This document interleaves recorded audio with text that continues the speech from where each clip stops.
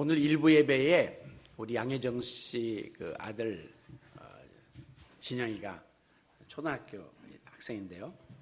엄마를 따라와서 설교를 들었습니다.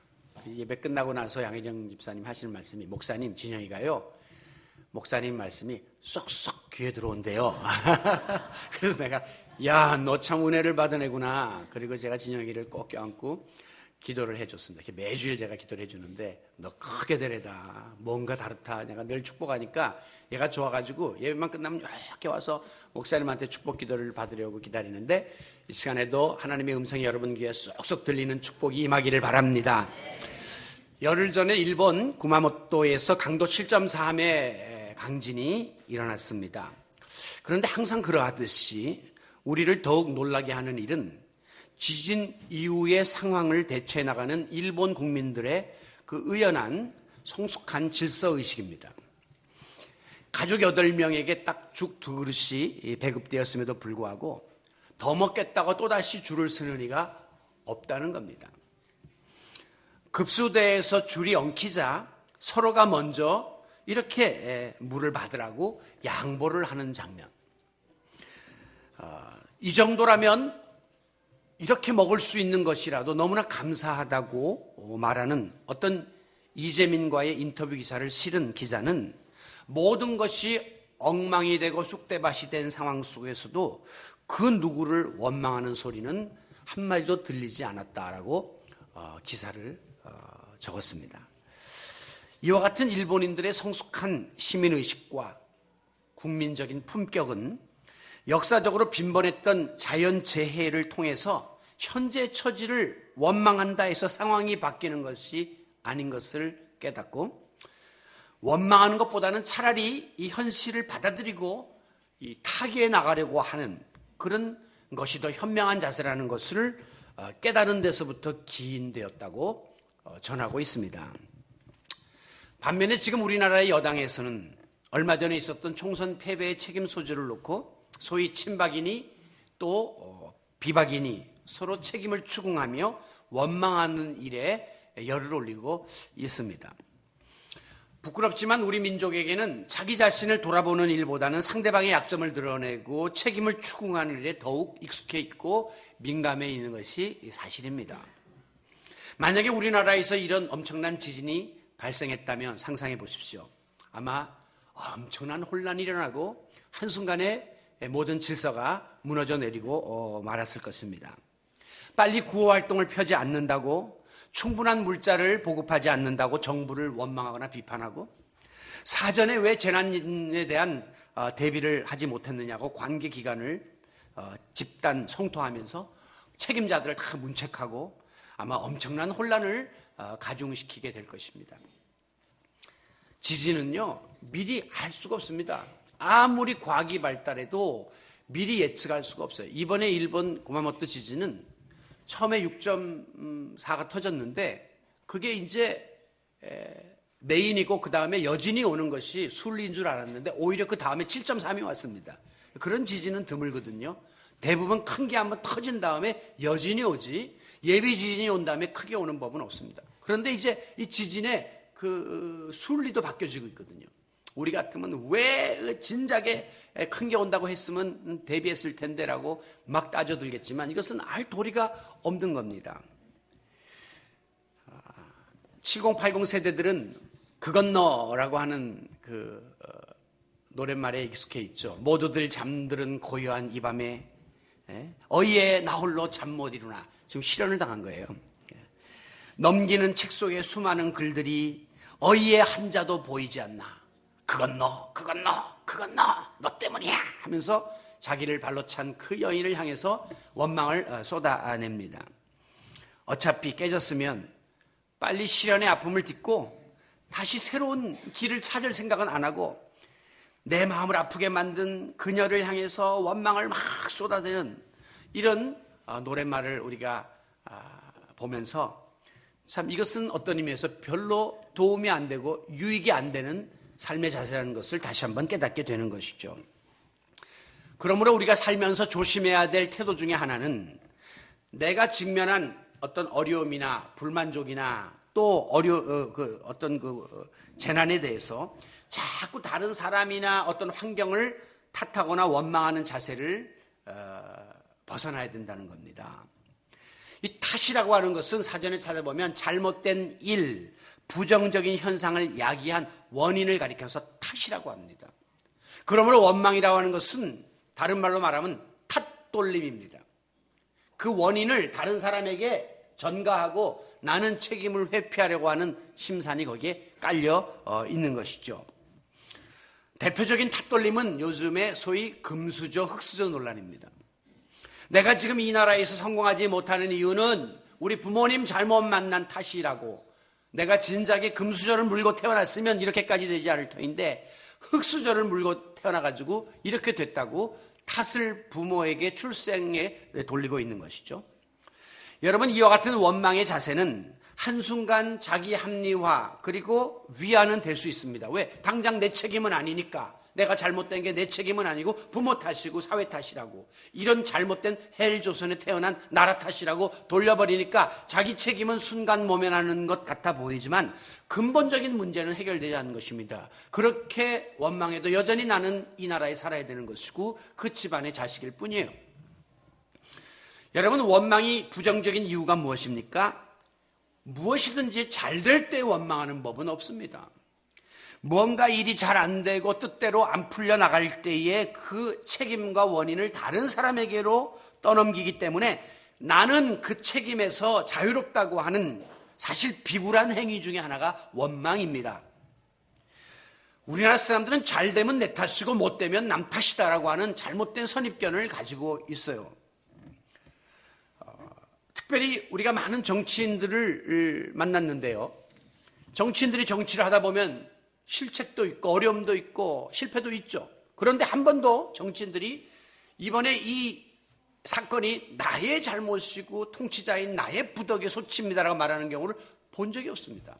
항상 국회 탓이고 국민 탓이고 언론 탓이고 무슨 노사 탓이고 이래갖고 다 탓하지, 스스로 내 탓이라고 고백하는 그런 지도자를 우리는 만나기가 어렵습니다.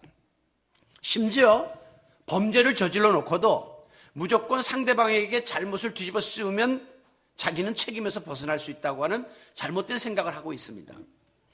툭하면 내가 술 취해서 이런 일을 저질렀다, 나는 내 정신이 아니었기 때문에 내 뜻과 상관없다, 이렇게 술에다가 책임을 넘기면 또 이상하게 그것도 형량이 감해지더라고요. 정상이 참작되어서.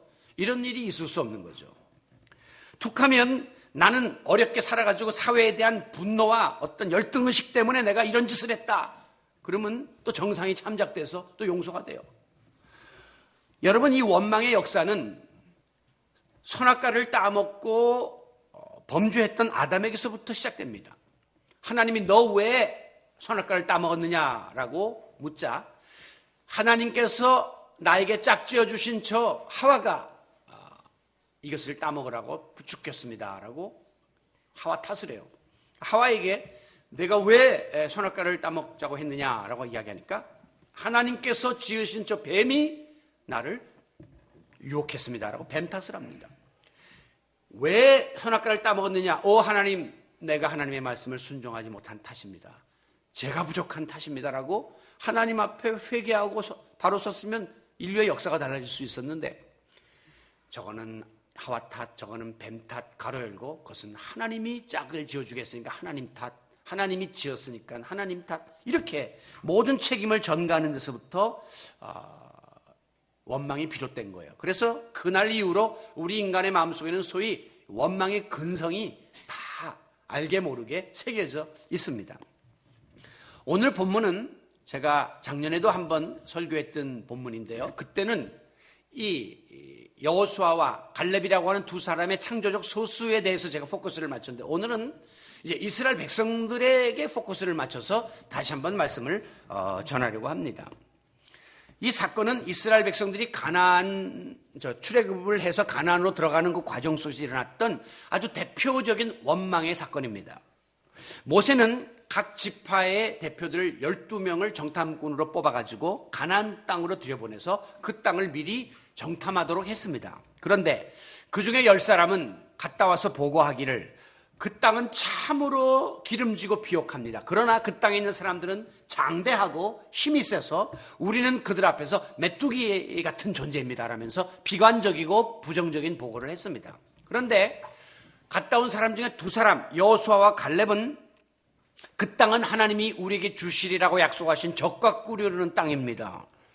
비록 거기에 있는 사람들이 강하고 장대하지만 저들을 두려워하지 말자. 그들은 우리의 먹이다. 옛날 개혁성경에 보면 그들은 우리의 밥이다. 그래서 집어삼키면 된다라고 긍정적이고 적극적인 보고를 했습니다. 10대 2의 의견이 갈린 거예요. 그런데 백성들은 누구의 편을 들고 누구의 이야기를 듣습니까? 다수의 이야기를 듣습니다. 10사람이 저런 이야기를 하는 거 보니 이제 우리는 틀렸구나라고 비관하는 마음을 갖게 되고 두려움에 휩쓸리게 됩니다. 그래서 성경에 보면 밤이 새도록 여호수아와 갈렙을 원망하고 돌로 쳐 죽이려고 했다. 그리고 그들을 여기까지 이끌어온 영도자 모세와 아론을 탓하고 심지어 애굽에서 인도해내신 하나님까지 원망하려고 덤벼들었습니다. 자, 오늘 우리는 이 사건을 통해서 원망에 대한 특징을 살펴보면서 신앙적인 교훈을 얻고자 하는 것입니다. 자, 원망은 오늘 본문에 보면 이게 불신앙에서부터 비롯되는 것임을 발견하게 됩니다. 원망은 불신앙의 소산물이에요.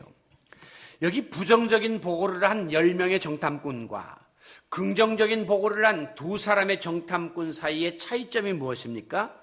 똑같이 가나안 땅에 들어가서 똑같이 거기 사는 사람들을 보고 그들의 상황을 보고 왔는데 이상하게 판단하는 보고의 내용은 완전히 하늘과 땅 사이로 달랐습니다. 그 이유는 하나님에 대한 믿음이 있느냐 없느냐의 차이였습니다.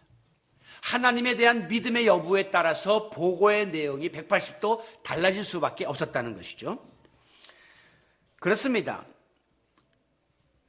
이 부정적인 보고를 했던 이 10명의 정탐꾼들은 그들의 보고 내용 속에 한마디도 하나님에 대한 언급이 되질 않습니다. 그것은 하나님에 대한 믿음이 없었다는 것을 입증하고 있는 거죠. 반면에 긍정적인 보고를 했던 여호수아와 갈렙은 말끝마다 여호와 하나님을 언급합니다. 8절 여호와께서 우리를 기뻐하시느니라. 9절 여호와를 거역하지 말자. 여호와는 우리와 함께 하시느니라. 그들은 여호와 하나님을 향한 믿음이 그 속에 깔려 있었다는 것을 보여주고 있습니다. 그렇기 때문에 긍정적인 보고를 할 수 있었던 것이죠. 여러분, 원망이라고 하는 것은 이 불신앙의 소산물입니다. 다시 말하면 예수 믿는 사람들에게 원망은 없습니다.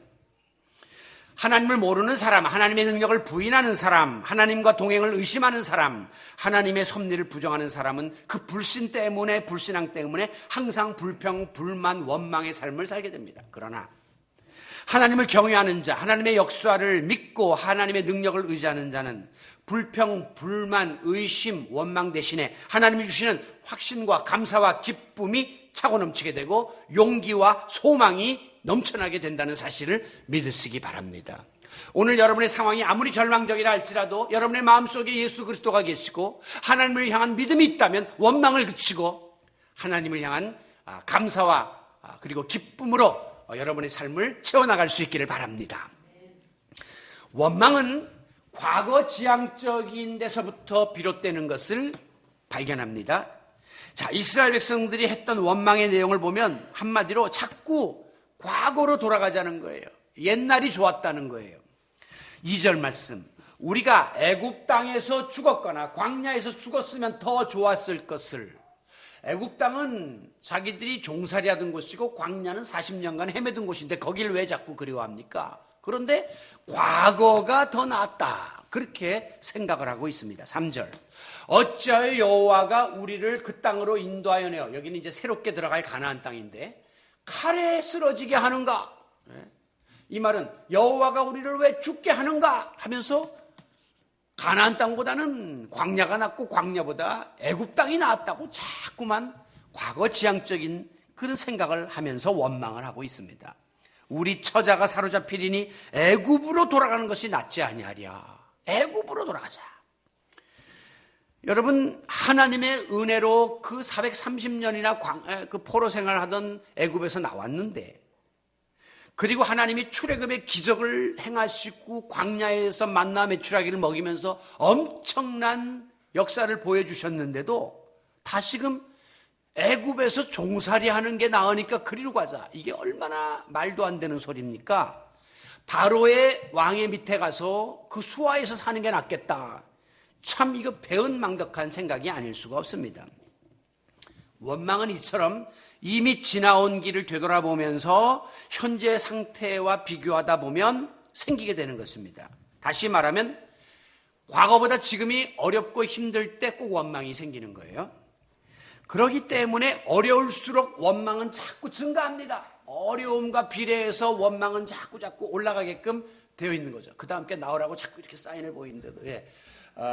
그래서 그 다음에 보면 이 원망이라고 하는 것은 증가해요. 그래서 계속해서 배가가 되는 일들이 벌어지게 됩니다. 경제적으로, 사회적으로, 건강에 있어서, 가정적으로 자꾸 어려움을 겪으면 옛날이 좋았다, 과거가 좋았다, 그 땅에 있을 때가 좋았다, 이렇게 자꾸 되돌아보게 되고 거기서부터 불만과 불평과 원망이 쏟아져 나오게 되는 거예요. 과거는 흘러간 거예요. 그 내용이 좋았던 나빴던 흘러간 거예요. 오늘 우리는 현재를 살아가는 것입니다. 어떻게 해서라도 이 현재를 만족하며 살아야만 보람된 미래가 우리에게 보장되는 것이에요. 자꾸만 뒤를 돌아보고 저리로 가야 되겠다, 옛날이 좋았다 하면 오늘 현재에 만족할 수 없고 원망이 쌓이게 되고, 그런 사람들은 더 희망찬 미래를 보장받을 수가 없는 겁니다. 그러므로 오늘 우리 그리스도인들은 과거의 발목이 잡히지 말고 오늘 내게 주신 삶에 만족하며 앞으로 하나님이 보여주시는 가나안 땅을 바라보면서 날마다 희망찬 삶을 살아가는 성도 여러분들이 되시기를 바랍니다. 세 번째로, 이 원망은 자꾸만 반복하면 이게 체질화 되게끔 되어 있습니다. 습관화 되게 된다는 것이죠. 이스라엘 백성들이 장장 430년을 노예 생활을 했습니다. 그러니까 이스라엘 백성들의 그 삶 속에는 노예 근성이 이게 붙어버린 거예요. 죄송하지만 날마다 빌어먹고 얻어먹는 이런 걸 거지 근성이라고 하는데, 이런 데 익숙해 있는 사람은 아무리 일거리를 주고 새로운 어떤 길을 열어줘도 그걸 포기하고 자꾸 남을 의지하고 빌어먹으려고 합니다. 왜? 오랜 동안 그런 생활에 익숙해져 있었기 때문입니다. 이 이스라엘 백성들이 430년 동안이나 포로 생활을 하다가 해방을 얻었다. 우리 민족이 36년을 일제치하에서 고생하다가 해방을 얻은 것도 엄청난 감격일지인데, 그거 10배가 넘는 동안 고생을 했다면 얼마나 그들의 그 고통이 심했겠습니까? 그러다가 해방되었으니 그 감격이 이루 말할 수 없이 컸겠죠. 그런데 그 감격은 잠시뿐. 이스라엘 백성들은 금세 또다시 과거를 그리워하고 하나님을 원망하는 그런 변덕을 부리는 자리에 빠지게 된 겁니다. 왜? 그들은 알게 모르게 이미 그 불평, 불만의 그런 민족성이 형성됐던 거예요. 출애굽 과정을 가만히 들어보면 이스라엘 백성들이 가장 취약한 부분이 뭐냐면 불평, 불만입니다. 조금만 어려우면 금방 주저앉으려고 그러고 앞으로 나가려고 하질 않아요. 그리고 매장지가 없어서 여기에서 죽게 하느냐, 먹을 것이 없다, 마실 것이 없다, 고기가 먹고 싶다, 애굽에서는 고기 국물이라도 먹었는데 자꾸 이러거든요. 그게 왜 그러냐면 오랜 동안 이 포로 생활을 통해서 불평, 불만이 쌓여있기 때문에 조금 좋은 환경에 나갔는데도 거기 만족을 하지 못하고 또다시 불평을 쏟아내는 겁니다. 이제 앞서 그 일본 사람들의 그 국민성을 이야기하고 우리 한국 사람들의 국민성을 좀 비교해 보면, 배는 아프지만 객관적으로 우리가 조금 부족하다는 것이 중론이거든요. 그 이유 중에 하나가 우리 민족은 끊임없는 침략을 당했고, 그리고 36년간 또 일제치하에서 고생을 했고, 또 그 이후에 민족 상잔에 또 전쟁을 겪었고, 또 그 이후에 군사정부의 독재 치하에 있었고, 많은 과정 속에서 알게 모르게 우리의 민족성이 이렇게 좀 여유로움이 없어진 겁니다. 항상 불안하고 항상 누구를 원망해야 되는 그런 처지에 우리가 놓였기 때문이에요. 미국이라고 하는 나라는 방대합니다. 그리고 그 본토가 다른 나라의 침략을 역사상 한 번도 받지 아니한 그런 나라입니다. 강국입니다. 미국 사람들 보면 여유롭습니다. 급한 게 없습니다. 왜? 그 민족성이 그렇게 형성된 거죠. 그 환경 속에서. 여러분, 이 원망은 자꾸 하다 보면 이게 체질화됩니다. 그래서 나중에는 그게 습관이 되고 우리 마음속에 알게 모르게 원망의 틀이 딱 짜여져 버려요. 그러면 아무리 좋은 일인데도 원망하는 스타일로 말을 하고 원망 쪽으로다가 이 모든 것을 처리하는 이런 잘못을 우리가 저지르게 되는 것이죠.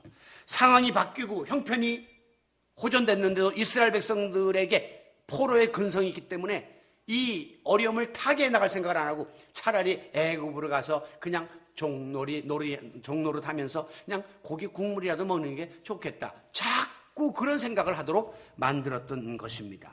그러므로 오늘 우리들이 이 원망이 자꾸 습관화되면 나중에 우리는 이 원망의 라이프 스타일을 갖게 됩니다. 왜 간혹 가다 보면 이렇게 짜증스러운 투로 말하는 사람들 있잖아요. 그분들은 그게 몸에 배어버린 거예요. 어떤 정치인은 이렇게 텔레비전에서 멀리나마 보면 아주 사나운 인상을 가지고 있는 정치인이 있습니다. 그 뭐든지 말할 때는 막 도끼 어리게 말하고 비판적으로 이야기하고 무섭게 싸우자고 덤벼드는 그런 분이 있어요. 그래서 내가 항상 마음속으로 저분은 왜 저런 스타일의 얼굴과 저런 스타일의 행동과 말투를 가지고 있을까라고 의아했는데, 지난주에 제가 어느 지역의 목사님을 만났는데 그 목사님 그 지역의 유지라 거기에 뭐 여러 정치인들도 많이 만났는데 전에 한번 같이 내가 그렇게 생각했던 분과 옆자리에 이렇게 서게 됐대요. 근데 왜 그렇게 냄새가 나는지 모르겠대요. 무슨 냄새가 나냐 했더니 담배, 술에 찌들린 아주 그런 냄새가 아주 옆에서 나더라는 거예요. 그 다음에는 서로 영이 틀려가지고 아주 불편해서 혼났다는 거예요. 나는 목사라 그냥 성령이 충만한데 저분이 이상하게 아주 세상적인 그런 영이 충만한지 영이 안 맞아서 아주 불편했다고 그렇게 이야기하는 걸 들으면서 저분은 저 삶 자체가 저렇게 불평분자, 뭐든지 공격적이고 비판적인 그게 틀에 짜여버렸기 때문에 그 삶의 그 정치 여정 속에서 그게 이제 몸에 밴 거죠. 여러분, 우리가 얼른 생각하면 이 부잣집에 원망거리가 많을 것 같습니까? 가난한 집에 원망거리가 많을 것 같습니까? 당연히 없는 가난한 집 자식이 이것도 없고 저것도 없고 원망을 많이 할 것 같잖아요. 근데 그렇지 않습니다. 가난한 집 자식은요, 받지 못한 그것 이유 때문에 조금만 뭐가 좋아도 금방 원망이 그칩니다. 예를 들면 여행 평생 한번 못 가는데 여행 가면 아무리 가서 무슨 이 허름한 그런 숙소에서 잠을 자도 그냥 원망 없습니다. 그 여행 갔다는 것 자체가 행복하니까. 그런데 부잣집 아이들은 딱 여행 데리고 가면 그 다음부터 불평부터 시작합니다. 왜 전에는 별 4짜리인데 별 3짜리 호텔에 왔느냐 말이에요. 왜 음식이 이러냐. 왜? 해봤던 게 많기 때문에 원망거리도 많아지게 되어 있는 거죠. 여러분, 오늘 우리 속에 이 원망이 체질화되면 큰일 납니다. 이게 상습화되면 큰일 납니다. 매사가 비판이고 매사가 원망이면 그 인생이 불행해지는 거죠. 오늘도 우리 마음속에 원망이 체질화되지 않도록 여러분의 마음을 다스려 나가실 수 있기를 바랍니다. 이 원망은요, 이게 다른 사람에게 전염되는 아주 묘한 특징을 갖고 있습니다. 1절 보면 온 회중이 소리를 높여 부르짖으며 통곡했다. 온 회중, 모든 이스라엘 백성을 뜻하는 거예요. 2절 이스라엘 자손이 다 모세와 아론을 원망했다. 다라는 것은 예외가 없다는 것을 보여주는 거예요. 지금 이 원망에 모든 이스라엘 백성들이 동참하고 있는 것을 보여주는 말씀입니다. 처음에 다 원망했겠습니까? 아니죠. 10대2인데 이의 편을 드는 사람도 분명히 있었을 거예요. 맞다, 여호수아와 갈렙이가 맞다 하는 사람도 있었을 터인데 원망이 나중에 이 긍정과 소망의 생각들을 싹 다 집어먹어버리는 거죠. 이상해요. 선한 일은 빨리 전파되지 않는데 악한 일은 빨리 전파됩니다. 어린아이들이 바른 말, 좋은 말은 잘 배우지를 못하는데 욕은 금방 배워갖고 들어온단 말이죠. 마찬가지로 이 원망이라고 하는 것은 전파력이 있어가지고 금방 다른 사람에게 옮겨붙는 그런 나쁜 힘을 가지고 있습니다. 여기 부르짖으며 통곡했다는 게 기도했다는 게 아니라 원망했다는 거예요.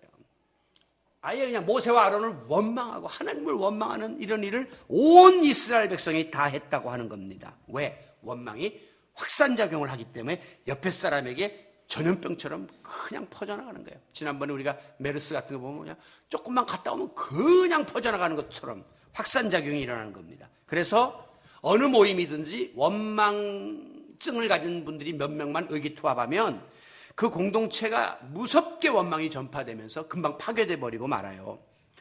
여러분, 이 교인 중에 이렇게 원망을 일삼는 분들하고 여러분이 교제를 하고 자주 만나게 되면 어느 날 그렇게 긍정적이고 그렇게 순하던 분이 입에 거품을 물면서 원망을 하는 모습을 발견하게 됩니다. 금방 전파돼 갖고 쇠뇌가 되는 거죠. 그러므로 불평과 원망은 우리가 그런 일을 일삼는 이들과의 만남을 피해야 됩니다. 사탄은 이간질의 명수입니다. 사탄은 불화를 일으키는 명수입니다. 평화롭던 곳에 사탄이 들어가면 항상 불화가 일어나고 원망이 터져나오게끔 만들어버리는 거예요. 만약에 우리가 그러므로 이 교회 공동체 안에 사탄에게 이 원망의 씨를 뿌리는 일에 우리가 이용당하게 되면 이 교회 공동체가 시험에 빠지는 일은 순식간에 벌어지게 돼요. 어떤 교회들이 30년, 40년 동안 아름다운 전통을 가지고 눈물로 교회를 세우고 잘 성장해나던 교회 안에 불평, 불만을 일삼는 이들이 몇 명이 생기면서 교회는 한 달 만에 분열되고 박살이 나고 깨져버리는 일들이 벌어지는 것을 오늘 우리가 목도하고 있습니다. 원망은 무섭게 전염되어 나간다는 사실을 깨달아요. 그렇기 때문에 누가 원망의 씨를 나한테 뿌려가면 내 손에서 그냥 끊어버려야 돼요. 그거를 또 전하고 또 퍼뜨리면 내가 사탄의 유혹물이 되고 교회와 공동체 파괴의 원흉이 되고 만다는 것이죠. 욥의 집안에 재앙이 닥쳤습니다. 욥의 아내가 처음에는 뭘 원망했을까요? 자기 자식을 죽였던 스바 사람을 원망했을 것입니다.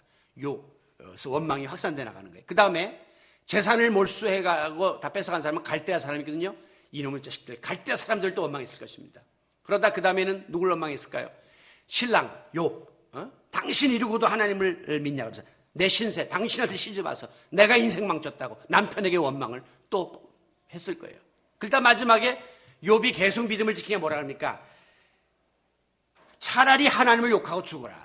당신 그런 하나님을 믿느냐라면서 원망을 하나님에게로 확산시켜 나가는 거죠. 원망은 옆으로 확산되고 위로 상승됩니다.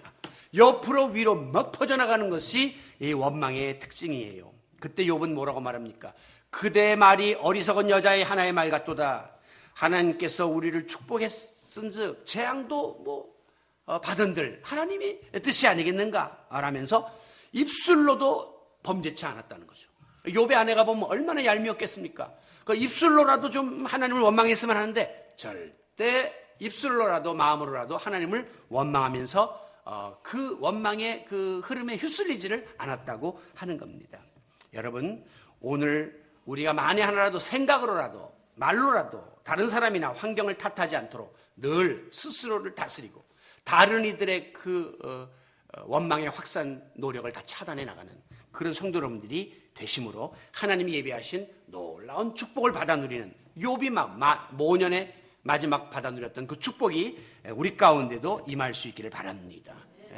할 수 있으면 원망보다는 긍정적이고 적극적이고 건설적인 의견들을 많이 내고 그것을 통해서 우리 교회 공동체, 가정 공동체를 든든하게 세워나가야 하는 것이죠. 자, 마지막에 이 원망은 그 종말이 심판으로 끝납니다.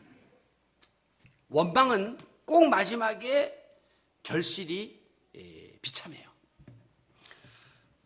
다시 말하면 원망의 생각과 말과 행동은 하나님의 심판을 받게 된다는 것입니다.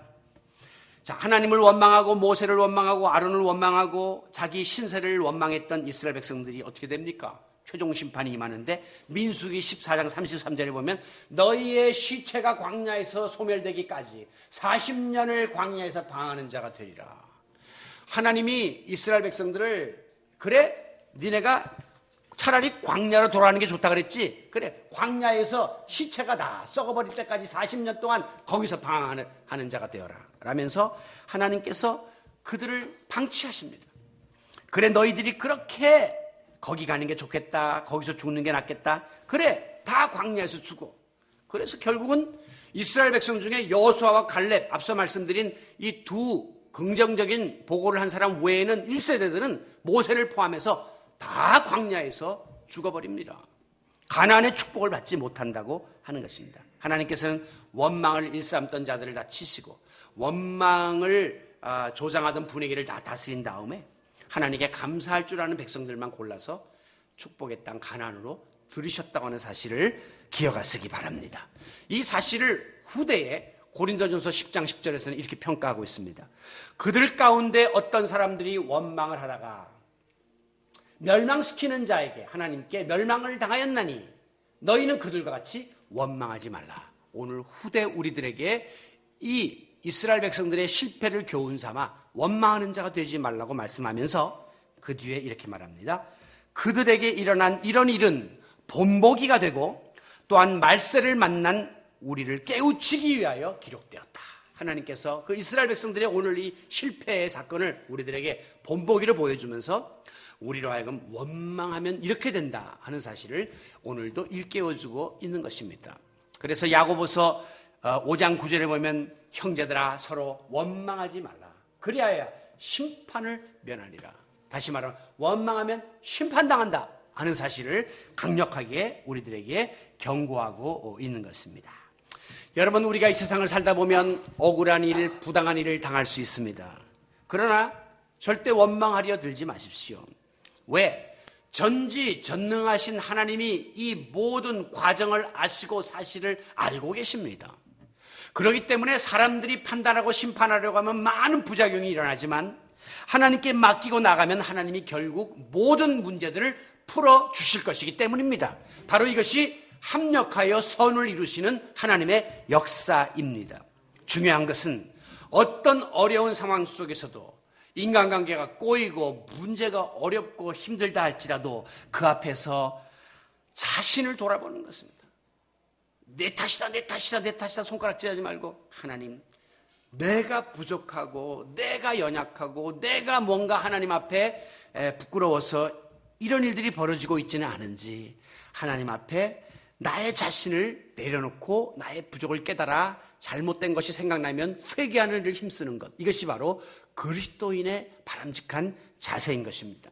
1990년대에 가톨릭 교회에서 김수환 추경을 중심으로 네타시오라고 하는 운동을 벌인 적이 있습니다. 그래서 가톨릭 교회 교인들이 그 차 뒤에다 네타시오라는 스티커를 붙이고 그들은 모일 때마다 신부들도 가슴을 치면서 3번씩 네타시오, 네타시오, 내 큰 탓이로다 하면서 자기 자신들에게 모든 책임을 전가시키는 그런 운동을 벌여갖고 많은 영향력을 끼친 적이 있습니다. 왜? 그 당시에 뭐 사회가 어지럽고 정치가 어지럽고 여러 가지 문제가 있을 때 막 사람들 갈등이 일어나고 싸움이 일어나고 분열되고 난리가 나는데 이게 다 내 탓입니다. 나의 부족 때문입니다라고 고백하자 이 모든 문제들이 다스려지는 일들이 벌어지게 된 것입니다. 요나가 배에서 큰 풍랑을 만나게 되었을 때에 이 풍랑을 만난 것이 나의 연곤이라 라면서 자기의 죄를 회개합니다. 그러자 하나님께서 풍랑을 다스려 주시고 요나에게 더 세컨드 찬스, 두 번째 기회를 주셔가지고 요나가 이 니느웨에 가서 복음을 전하고 그 성을 회개시키는 놀라운 일을 감당하게 되었던 것이죠. 우리 집안도 마찬가지입니다. 집안 식구들끼리 자꾸 서로에게 문제를 제기하고 책임을 전가하고 탓을 하면 이 가정이 화평하지를 않습니다.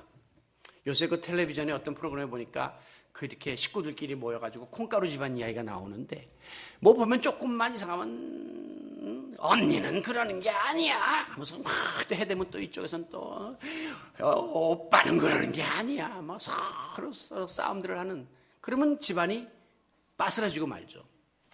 저는 몇 해 전에 우리 아들이 그 대학원을 졸업할 때 모처럼 우리 가족들이 다 미국에서 모였습니다. 저는 그때 편지를 하나 써가지고 갔습니다. 아들에게. 다시 말하면 이 아버지가 부족한 것이 많고 내가 연약하고 부족해서 너희들의 그 모든 것들을 원껏 밀어주지 못한 것에 대해서 미안하다 하는 이야기를 쓰고, 그렇지만 우리 가족이 다 잘해서 앞으로 더 나은 행복을 향해서 달려가자 하는 그런 글을 썼는데, 지금도 제가 가끔씩 그 인터넷을 보고 들여다볼 때마다 감격적이고 또 감동적이에요. 여러분, 한 집안에서 아버지가 아이들 모아놓고 내 탓이다, 아버지가 부족했다, 아버지가 잘못했다 이렇게 이야기하면 모든 문제는 해결됩니다.